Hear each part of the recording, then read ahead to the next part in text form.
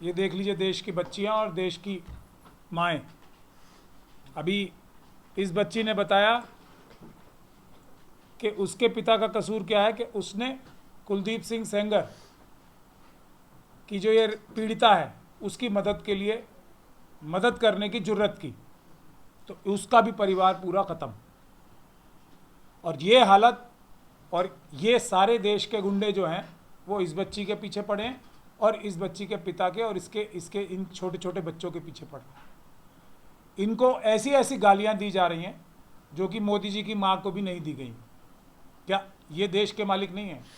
क्या ये माँ नहीं है? जिनकी 13वीं नहीं हो पा रही है, मोदी जी की तो गाली गाली लगती है सबको, इनको जो किया जा रहा है, क्या इनकी गाली, इनको जो गालियां दी जा रही हैं, इनको तो मार ही दिया गया।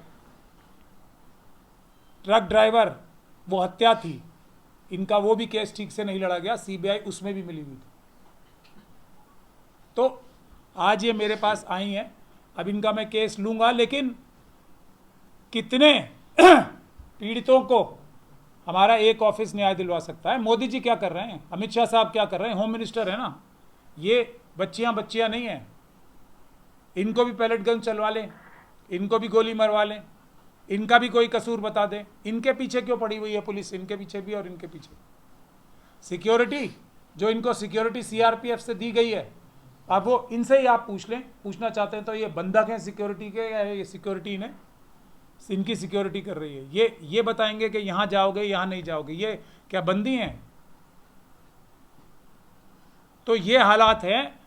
और ये जो सरकारें कर रही हैं, उत्तर प्रदेश की सरकार तो नहीं कहूँगा मैं, उत्तर प्रदेश के भ्रष्ट अधिकारी, उत्तर प्रदेश के जो आरएसएस और बीजेपी के लीडर्स हैं उनके कहने पे, और दिल्ली पुलिस के और सीबीआई के अधिकारी जो भ्रष्ट हैं, जो आरएसएस और बीजेपी के कहने पे, मोदी जी और अमित शाह जी के कहने पे इस परिवार को प्रताड़ित कर रहे हैं। इनके दूर से दूर के रिश्तेदारों को भी गांव से मार के भगाया जा रहा है। ये कौन सा न्याय है? ये बुनियादी बात है। और मोदी जी की गाली जो लोगों ने या बच्चियों ने दी भी या नहीं दी उसका भी अभी पता नहीं है, इनके साथ तो प्रत्यक्ष हो रहा है ना सब।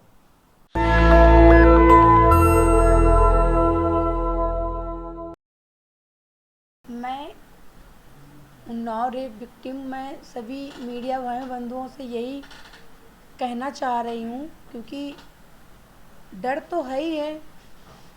बेशक सीआरपीएफ की सुरक्षा मेरे साथ चलती है, लेकिन डर है। मैंने सर को अपने साथ में इसलिए बैठा रखा है क्योंकि मुझे डर लगता है अकेले वाइड वगैरह देने में, इसलिए क्योंकि लोग मेरे पीछे लगे हुए हैं। और ज़्यादा खासकर कुलदीप सिंह सेंगर जो मेरे साथ में दरिंदगी की है, उन्होंने मेरे साथ रेप किया है। उसके बाद मैं इतना डरी हुई हूँ, फिर भी डरी हुई मैं न्याय की लड़ाई तो लड़ रही हूँ, लेकिन उनके लोग, उनके समर्थक, उनके सहयोगी ज़्यादा ही कुछ मेरे पीछे पड़ गए। और साफ यही है कि ऐश्वर्या बहन जब अभी प्रोटेस्ट हुआ था और कुलदीप सेंगर की सज़ा सस्पेंड हुई थी, ऐश्वर्या सेंगर बहन ने बोला था कि मेरे परिवार में सिर्फ 4 लोग हैं, मैं, मेरी छोटी बहन, मेरे पिताजी और मेरी माँ। तो मैं बहन तक यही मैसेज पहुंचाना चाह रही हूँ, बहन जी आप तो एडवोकेट हैं, आप अपने पिता की लड़ाई लड़ रही हैं, मैं तो कुछ नहीं हुई, पढ़ाई कर रही हूँ, भी तो आपके लेवल में नहीं पहुंची हूँ, लेकिन 5वां 6ठा 7वां कहाँ से आ रहे हैं? ये लोग चिल्ला के सोशल मीडिया में कह रहे हैं कि हम कुलदीप सेंगर के समर्थक हैं, सहयोगी हैं। तो क्या ये लोग मुझे मारना चाह रहे हैं क्या? सोशल मीडिया में मेरी वीडियोस जो भी पाते हैं, अभी जंतर मंतर में प्रोटेस्ट हुआ था बच्चों के लिए, शिक्षा के लिए, उसमें मैं गई। भाई मेरी भी पढ़ाई है, मेरे बच्चे भी बड़े हो रहे हैं, उनकी भी पढ़ाई है, तो क्या मैं नहीं जा सकती हूँ? आप लोग के समर्थक क्या मेरी और मेरी माँ का वीडियो का इंतज़ार कर रहे थे क्या कि ये लोग प्रोटेस्ट में जाएं और इनका सबका वीडियो मिले, हम अपने सोशल मीडिया में डालें, ताकि आप लोग सोशल मीडिया में चला रहे हैं, क्योंकि आप सबका परिवार उसी सोशल मीडिया से चल रहा है, फेसबुक में डाल रहे हैं, क्योंकि मेरे नाम से आप लोगों को पैसे मिल रहे हैं, सोशल मीडिया में कमेंट्स आ रहे हैं, व्यूज़ बढ़ रहे हैं, इसीलिए पैसा मिलता है, इसीलिए आप लोग मेरे फ़ोटोज़ वीडियो डाल रहे हैं। और रही बात मेरे पति की, तो मैं सरकार को भी चैलेंज करती हूँ और मैं सभी को चैलेंज करती हूँ, कुलदीप सिंह सेंगर के समर्थक और सहयोगी, और कुलदीप सिंह सेंगर को भी चैलेंज करती हूँ, अगर मेरे पति पर अगर 151 की भी धारा दिखा दो तो मैं कानून से खुद जांच की मांग करूंगी, सरकार से सीबीआई की मांग करूंगी, सबसे मांग करूंगी। अगर कोई भी अपराध मेरे पति पे नहीं निकला तो इसके लिए आपके सहयोगी, आपके समर्थक तैयार रहेंगे, क्योंकि कोई मेरा अधिकार छीन नहीं सकता है। संविधान में नहीं लिखा है कि रेप विक्टिम को कोई अधिकार छीन लेगा। अब इसका मतलब ये नहीं कि मेरे साथ रेप हो गया तो मैं घर के अंदर बैठी रहूं, घर से बाहर ना निकलूं। ये बराबर मेरे साथ अत्याचार हो रहे हैं, बराबर मेरा मानसिक शोषण हो रहा है, बराबर मेरा मानसिक बलात्कार हो रहा है। अभी मैं दिखा रही हूँ, उसमें तो 4-5 लोग कुलदीप सिंह सेंगर के परिवार के लोगों ने छोड़ रखा है।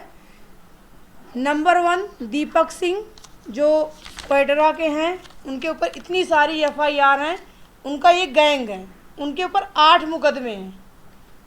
और दीपक सिंह क्रिमिनल है, लेकिन फिर भी यूपी की प्रशासन, उन्नाव की प्रशासन इसका कोई संज्ञान नहीं ले रही है, क्योंकि ये क्रिमिनल है, ये आज़ाद घूम रहा है और मुझे बार बार टॉर्चर कर रहा है, मेरा मानसिक शोषण कर रहा।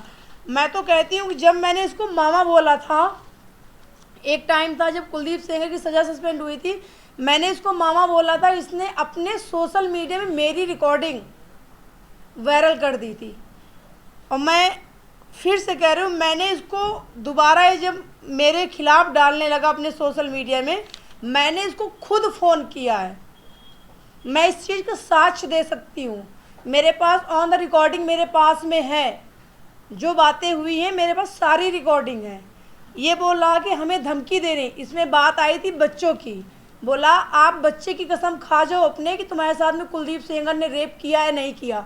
हमने कहा हादसा हुआ 2017 में और शादी किया मैंने 2023 में, तो इसमें बच्चे की बात कहाँ से आई? बच्चे चाहे वो आपके हों और चाहे मेरे हों, बच्चे सबके बराबर हैं। मैं बच्चों को कसम नहीं खाऊंगी, कहो तो मैं आपकी खा जाऊँ। बोला कि तुम अपराधी हो, तुम क्रिमिनल हो, तुम्हारे चाचा अपराधी हैं, तुम्हारे बड़े पापा अपराधी, तुम्हारे पिताजी अपराधी हैं। भाई अगर चाचा पापा पिता अपराधी है तो उसकी बच्ची का क्या कसूर है? उसकी बच्ची ने क्या बिगाड़ा था कुलदीप सिंह सेंगर का? जो कुलदीप सिंह सेंगर ने मेरे साथ में रेप किया, दरिंदगी की, मेरे पिता को मार दिया, मेरे बड़े पिताजी को मार दिया, उसी की टेंशन में मेरी चाची एक्सपायर हो गई। एक्सीडेंट हुआ उनके साथ में, हमारे भी साथ हुआ। उस एक्सीडेंट में मेरी चाची भी चली गई, मौसी भी चली गई और वकील भी चला गया, और चाचा को झूठे मुकदमे में जेल में करवा दिया। आज वो जेल के अंदर, उनको पुलिस वाले खाना नहीं दे रहे हैं। उन्नाव की प्रशासन और तिहाड़ जेल की प्रशासन ये मिल के मेरे चाचा की हत्या करना चाह रही है, क्योंकि डेट पे तारीख पे उन्नाव लेके नहीं जा रही है। ये लोग ऐसे ही मैसेज कर देते हैं कि हम लेके नहीं आएंगे, वहाँ से होता है कि कोर्ट से ऑर्डर नहीं हुआ है। तो ये कहाँ का न्याय है? संविधान में तो नहीं लिखा है कि न्याय ना दो। कुलदीप सेंगर की सज़ा सस्पेंड हो ही जा रही है, उसी जगह इतना गलत काम किया। और उसी जगह महेश सिंह ने क्या किया, मेरे अंकल ने क्या किया, जो उनको आज भी जेल के सलाखों के पीछे डाल रखा है। मेरी चाची की 13वीं, मेरे पिताजी की 13वीं, मेरी दादी की 13वीं, सबकी आत्माएं भटक रही। ये चीज़ तो कानून को देखना चाहिए और ये चीज़ सरकार को भी देखना चाहिए कि एक रेप विक्टिम दर की ठोकरें खा रही, उसका चाचा जेल में है। सरकार को तो सोचना चाहिए, लेकिन सरकार नहीं सोचेगी, क्योंकि सरकार कुलदीप सेंगर का ही साथ देगी, क्योंकि उनकी पार्टी की विधायक हैं वो। कुलदीप सेंगर बाहर आएंगे, उनको वोटें मिलेंगी, वो जीतेंगे। तो इसलिए इस रेप विक्टिम के परिवार को परेशान किया जा रहा है। और मैं इस सारा कुछ दिखा सकती हूँ, मैंने सारे चीज़ के कमेंट्स का स्क्रीनशॉट ले रखा है। इसमें 4 लोग हैं, मैं नाम बताए दे रही हूँ आखिरी में। दीपक सिंह कोटरा, नंदिनी दीक्षित एडवोकेट, रश्मि सिंह सेंगर एडवोकेट, उन्नाव की हैं वो, और धीरू सिंह राठौर भगवंत नगर, ये बराबर अपने सोशल मीडिया में कभी मेरी डीपी लगाएंगे, कभी मेरे खिलाफ डालेंगे, मेरे पति के खिलाफ डालेंगे। मेरे पति को ये लोग गुंडा, बदमाश, मवाली बोल रहे हैं। मैं तो चैलेंज करती हूँ, जांच करवा लीजिए।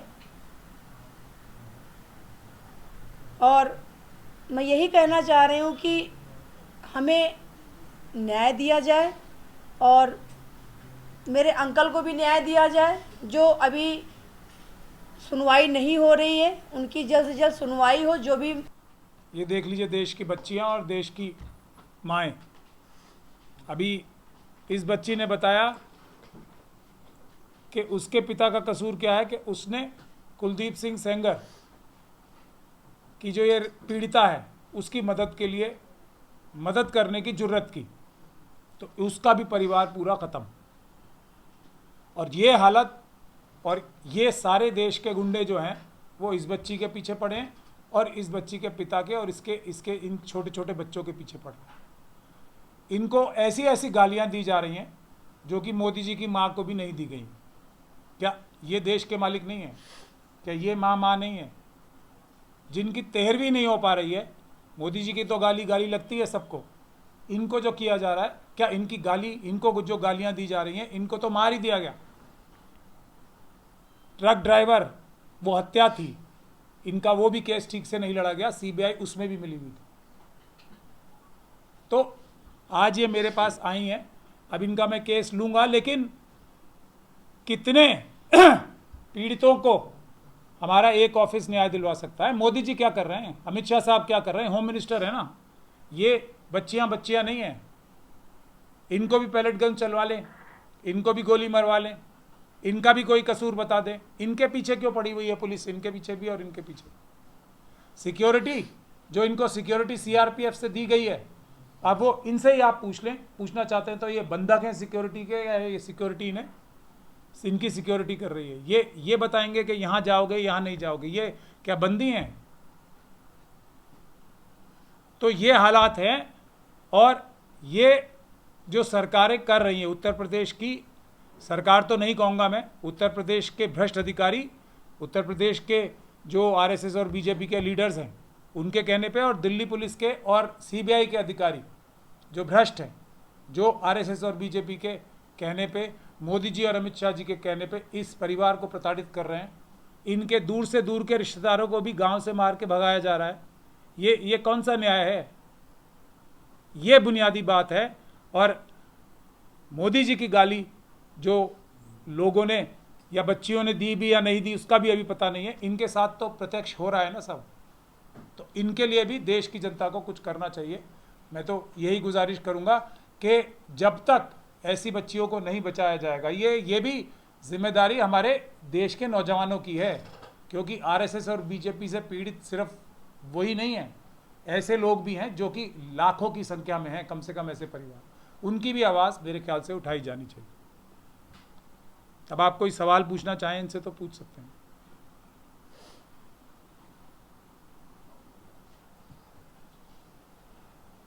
तो आप क्या योगी आदित्यनाथ के पास गई, उनसे बात करने की कोशिश करी, दरबार लगाकर न्याय मांगने की कोशिश करी? माइक और आगे कर दीजिए, माइक और पीछे भी कर दीजिए।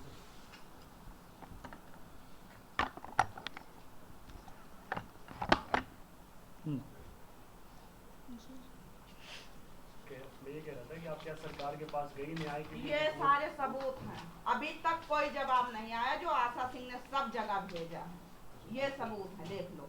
अभी तक सरकार ने कोई जवाब नहीं दिया। ऐसा किसी के पास ये रजिस्ट्रियां कहाँ जाती हैं, कहाँ छुपती हैं, ये बताइए। ये कहाँ रोकी जाती हैं? जो आशा सिंह ने अपने देवर के लिए मांगा कि उनको क्या मारी दोगे तभी न्याय मिलेगा? हाँ, भगौड़ा बता रहे हो, भगौड़ा है वो। जब सन 2017 में FIR करने गए, जब इनको बरामद किया, जहां से बेचा गया, क्या किया गया हमें तो नहीं पता। बलात्कार इनके साथ हुआ ये हमें तो नहीं पता। सीबीआई जांच की है ना, डॉक्टर जांच किया है ना, उस आधार पे बलात्कारी माने गए ना। ये अपने मुंह से बोल देंगे कोई बलात्कारी हो जाएगा? आप ये बताइए, न्यायालय ने सजा दिया महेश सिंह को दिया तो क्या महेश सिंह ये बोल रहा है कि मैं गुनाह नहीं किया हूं? लेकिन गुनाह नहीं किया है तब भी उनको सजा दी गई। क्यों दी गई मुझे नहीं पता, क्योंकि जांच होती है, पुलिस इतने मुकदमा लगाती है, किस लिए लगाती? सन 2017 में कहाँ थे जब इनको औरैया से बरामद हुई, बेचा गया 60,000 में, तब तो महेश सिंह ही यहाँ से गए थे दिल्ली से ना। हम तो रिश्तेदार हैं, बिजली का बिल भरना हो तो रिश्तेदार आए, पानी का बिल भरना हो तो रिश्तेदार आए, ट्यूशन फीस भरना हो तो रिश्तेदार भरे। और अगर मोदी जी को, योगी जी को कुछ देना हो, ना ना ना ना, रिश्तेदार नहीं चलेंगे, महेश सिंह को लाया जा। बताओ उस 9 साल का, 8 साल का, 10 साल का बच्चा महेश सिंह को कहाँ से लाएगा? ये बताइए हमें। स्कूल में बेइज्जती करते हैं, ट्यूशन में बेइज्जती करते हैं, तेरा बाप कहाँ है? बताओ कैसे पढ़ेगा बच्चा? फिर भी जीता है अपने बाप के लिए। आज बोल रहा है 3-4 दिन से जब फोन नहीं आया तो क्या पापा मर गए? बताओ, मुझे बताओ, जैसे मेरी मम्मी मर गई थी। मैं बोलती हूँ नहीं बाबू, फोन नहीं आया, मैं जाऊंगी, देखूंगी, हो सकता है तिहाड़ की पुलिस ने मार ही दिया हो। 4 दिन बाद बताया जैसे इनके पति को मार दिया था, कारागार में तो मारा गया था इनके पति को, तब कहाँ थी पुलिस? वही पुलिस इनके पति को मारा तब कहाँ थी? प्रशासन ही तो थी साथ में, कैसे मान लो पुलिस वफादार है? आप बताइए सारे लोग। ये इतनी रजिस्ट्रियां भेज चुके हैं महेश सिंह कि शायद उनका हाथ खियाएगा होगा। आज मैं सर के पास आई हूँ, जब बच्चा रोने लगा था, सर ने बोला मैं फ्री में मुकदमा देखूंगा, मैं सुप्रीम कोर्ट जाऊंगा। सुप्रीम कोर्ट से एक ही गुहार है कि मुझे न्याय दी, या महेश सिंह को उन्नाव डाल दिया जाए, मार देंगे, या तो उनको न्याय दे दिया जाए। बस 7 साल हो गए, 7 साल के बाद कोई भी जेल में नहीं रह सकता, ये ऑर्डर है हाई कोर्ट का भी। तब वो आवाज उठाएं, आज भूख हड़ताल किए हैं अपने न्याय के लिए। न्यायपालिका कह रही है कि सरकार का खर्चा लगता है, जो सरकार घूम रही है इधर उधर, तब वो खर्चा नहीं आता। छाल मूली खा रही है सरकार, तब खर्चा नहीं आता। मेरे बच्चे का पैसा हड़प कर लिया उन्नाव में, तब सरकार को खर्चा नहीं लगता। अरे इतनी लायकदार थे, मेरा हक बनता है किसान विकास, मेरी मौसी को अभी तक क्यों नहीं मिला? 10 बार उन्नाव गई कि वह पैसे दे तो एडमिशन करा ले, क्यों नहीं मिला? कहाँ खा लिया सरकार ने? और की करतूत क्या बताएं। आज पुलिस लाइन में खड़ा कर देती, तब भी मैं रूल को फॉलो करती है। नहीं, लाइन लगी है तो लाइन लगी रहेगी। महेश जी कभी झगड़ा कर लिए हो, दिल्ली में FIR नहीं हो गया, सन 2017 में गए तब FIR नहीं निकल आई।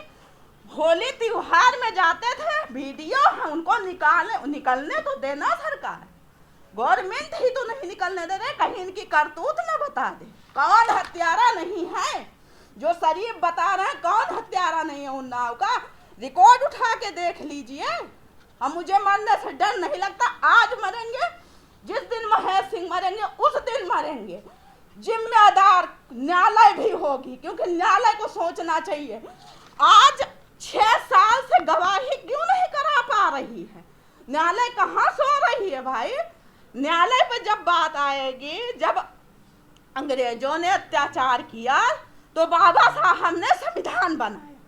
हमारे देश में सबको अधिकार है, क्या खा रहा है, क्या पी रहा है, क्या जी रहा है, कैसे जी रहा है, खुली आजादी बनाया। महेश सिंह को चल अंदर चल, ऐसे बोलेंगे तिहाड़ वाले, मार रहे होंगे, हो सकता है मर ही गए हों, मुझे नहीं पता, लेकिन मैं इसलिए आई हूँ आज, मुझे डर नहीं लगता मरने से। अब मुझे मरना ही है, क्योंकि अगला मर रहा, वो अपने न्याय के लिए भूख हड़ताल किया है कि मुझे न्याय दे। या तो दिल्ली ट्रांसफर हो जाए केस, या तो महेश सिंह को उन्नाव पटक दो। जो यहाँ मरना है वो वहाँ मरेंगे, जो करना होगा कर लेगी दुश्मन, मुझे नहीं फर्क। लेकिन आज मेरे शादी भी होनी है, मेरी उम्र निकल रही है, कौन करेगा शादी? महेश सिंह का बच्चा मेरे जिम्मेदारी है, वो अपना बच्चा देख रही, इसके भी 2 बच्चे, इसके पति को भी टॉर्चर किया जाता है। गुस्से में आके पति बोलेगा, जब तुम लोग बस चलन बोलते हो तब तो प्रशासन नहीं आती है कि हाँ प्रशासन आ जाए, इनको कार्रवाई करे। आतंकवादी होते तो ITR भरती है, किसके खाते में जाता है?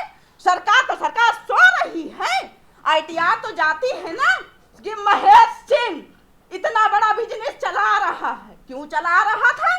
चोरी करता, भगौड़ा होता तो ITR भरता। यबडी हुई थी उन्नाव जिले में, तो कहा उन्नाव जिला का सो रहे हैं सब, उनको तो पता है कि वही महेश सिंह आया है यबडी करने तिहाड़ में। हमें जवाब दे सरकार, तब कहाँ तक ऐसे भगौड़ा साबित कर। कोर्ट नहीं जाती, जज साहब नहीं जाते घर घर तुमको बताने के लिए कि घर में उनके क्या हो रहा है। पुलिस ला के जवाब लगाती है पुलिस, और पुलिस हमारी ही दुश्मन बनी पड़ी है।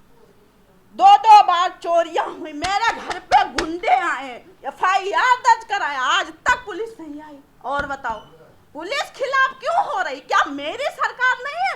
मेरी माँ भी BJP की मेंबर थी, मेरी माँ भी न्याय कराती थी, है?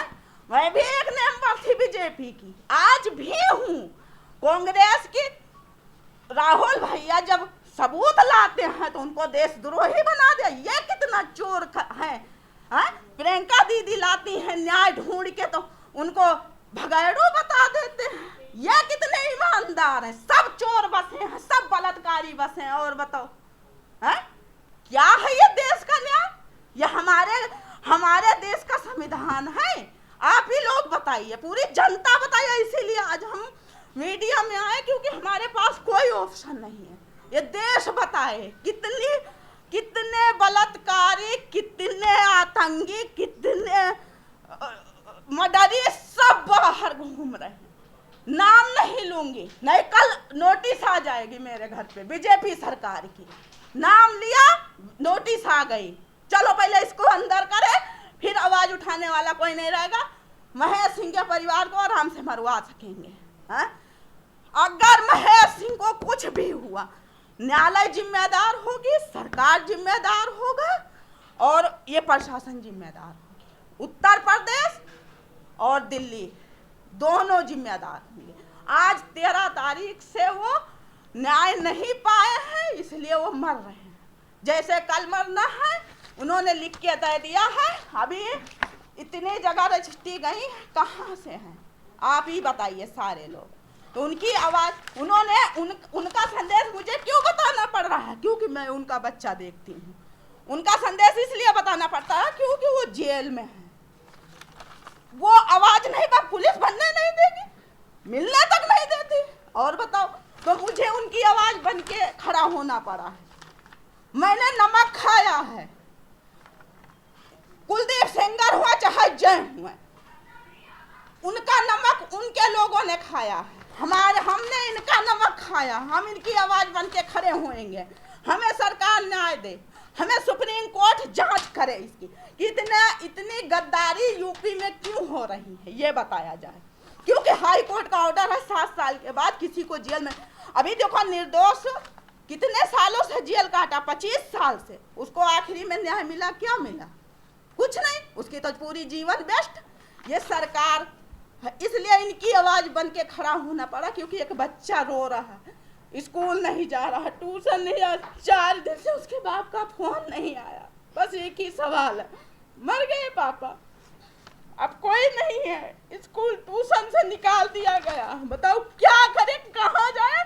सरकार जब मेरे खिलाफ ही बैठी है तो मैं सरकार के पास कैसे जाऊं, ये बताइए आप लोग। इसीलिए मेरी आवाज मेरी नहीं, इनकी आवाज बनी है। ये रहे इस दुनिया में, ना रहे, लेकिन इनको न्याय दीजिए। मेरी बातों को गौर कीजिए। ये समाज, ये देश, ये सारे लोग इनकी आवाज बनिए, क्योंकि और बेकसूर के साथ ना हो कुछ भी। इसलिए मैं आप लोगों को बताना चाही हूँ, सर के पास आई हूँ एक बच्चे को रिक्वेस्ट लेके, क्योंकि वो नहीं बोल सकते हो, कटेरा में, पता नहीं जिंदा है भी कि मर गए। 4 दिन से फोन नहीं आया है। और मिलाई भी हमारी नहीं हो पाई है क्योंकि मुझे लेट हो गया। 4 घंटे 5 घंटे लाइन लगाते हो, देखो ये भी जाती हूँ साथ में, तब जाके मुलाकात होती। मुझे नहीं पता, इसीलिए मैं हाथ जोड़ के रिक्वेस्ट करती हूँ सबको कि इनकी आवाज बन के इनको न्याय दिलाइए, सुप्रीम कोर्ट तक मेरी आवाज पहुंचाए, न्यायाधीश न्याय करे, बस मुझे यही रिक्वेस्ट है और मुझे कुछ नहीं चाहिए। उनके पिता को, उनके बच्चे को न्याय दे दो बस, क्योंकि उनके सिवा उनका कोई नहीं है। इसलिए मैं आई हूँ सर के पास आज और कुछ नहीं बोलना चाहूँगी। तो ये पास कहीं नहीं है रास्ता, ये है एक रेप पीड़िता की मदद करने का अंजाम। और ये फिर आरएसएस और बीजेपी के नेता जो इस समय सरकार पे कब्जा करके बैठे हैं, ये देश को बताते हैं कि किस प्रकार का आचरण करना चाहिए। तो अब इन लोगों ने बोला है कि ये जंतर मंतर पे ये भी बैठेंगे ताकि देश की सभी रेप पीड़िताओं की मदद हो सके और जो रेप पीड़िताओं की मदद करते हैं उनकी भी आवाज़ दुनिया के सामने आ सके कि फिर कोई महेश सिंह इस बात से ना डरे कि अगर किसी कुलदीप सिंह सेंगर ने रेप किया है तो हर महेश सिंह उसके सामने खड़ा रहे। इसलिए अब ये इनका केस भी लेने का मैंने फैसला किया है और पूरे देश में ये मैसेज भी जाना चाहिए कि जो भी रेप की पीड़िताएं हैं उनकी मदद करने खड़ा होना है और पूरे देश को एक साथ खड़े होना है, क्योंकि ये अकेले अकेले को टारगेट करके, जैसे महेश सिंह साहब जो इसके पिता के छोटे भाई थे रेप पीड़िता के, उनको जिस तरीके से, उनके परिवार को जिस तरीके से, ये उनकी परिवार की मेंबर है, आपने सुन ही लिया। इनकी गुनाह क्या है? सिर्फ एक कि ये इस बच्ची के साथ खड़े रहे इसके पिता के हत्यारों को सजा दिलाने के लिए और कुलदीप सिंह सेंगर के खिलाफ एफआईआर ये कर पाए उसके लिए इस बच्ची के साथ खड़े रहे। ये आरएसएस और बीजेपी का गिफ्ट है देश को, जिसको मैं ये समझता हूँ कि ये सारा जो जंतर मंतर पे भी आंदोलन करने वाले लोग हैं, स्टेज वाले नहीं, जो ज़मीन पे हैं, अब ये लोग भी बैठेंगे जंतर मंतर पे, तो इनकी भी मदद के लिए सब आएँ, क्योंकि ये इनकी अकेले की आवाज़ नहीं है, ये हर उस रेप पीड़िता की कहानी है। क्योंकि 2 दिन बाद, 3 दिन बाद, 1 महीने बाद लोग भूल जाते हैं कि एक ऐसी बच्ची भी थी, ऐसी बच्चियां भी थीं जिनके साथ किसी बड़े व्यक्ति ने इस प्रकार की घटना की है। हम सिर्फ 1 महीने बाद भूल जाते हैं, इसीलिए वो दरिंदे 1 महीना और अगले दिन से लेके इन पूरे परिवारों का ये हाल करते हैं। ये बहुत महत्वपूर्ण बात है। अगर इस देश की बच्चियों को सच में न्याय दिलाना है तो मोदी जी की बात नहीं सुननी है, उनके झूठे मगरमच्छी आंसू नहीं देखें। ये हैं जो असली जिनके दिल से क्या क्या इनके परिवारों पे गुजर रही है, क्या क्या इनके बच्चों पे गुजर रही है, इन लोगों के लिए लड़ाई लड़ने की भी जिम्मेदारी हमारे पूरे देश के सभी लोगों की है। तो ये जब आप बहुत जल्दी जंतर मंतर पर बैठेंगे तो मैं गुजारिश करूँगा कि इन लोगों के साथ भी उसी तरीके से लोग सहयोग करें, क्योंकि ये अपनी आवाज़ उठाने तो बैठ ही रहे हैं, लेकिन हर रेप पीड़िता की आवाज़ उठाने के लिए और उसके परिवार वालों की, उसका सहयोग करने वालों की, क्योंकि रेप पीड़िता को अगर मदद नहीं मिलेगी, सिर्फ धमकियाँ, मार, ट्रक चढ़ाए जाएंगे, तो कोई रेप पीड़िता ना इस देश में फिर शिकायत करने पुलिस के पास नहीं जाएगी। इन लोगों की कहानी के लिए सबको इनका साथ देना चाहिए, क्योंकि ये हर रेप पीड़िता की रक्षा के लिए अब लड़ाई लड़ने के लिए कह रहे हैं। तो मैं भी इनका पूरा सहयोग करूंगा और मैं सभी देश के सभी जो सच में महिला हितों की रक्षा करना चाहते हैं, मैं चाहूँगा कि ये इनकी मदद की जाए। नेशनल दस्तक की आपसे गुजारिश है कि अगर इसको बचाना चाहते हैं तो नेशनल दस्तक को सब्सक्राइब करने के लिए रेड कलर के सब्सक्राइब बटन को दबाएं, फिर बेल आइकन की घंटी दबाएं। नेशनल दस्तक को बचाने के लिए बहुत ज़रूरी है कि हर खबर को शेयर करें, लाइक करें, कमेंट जरूर करें।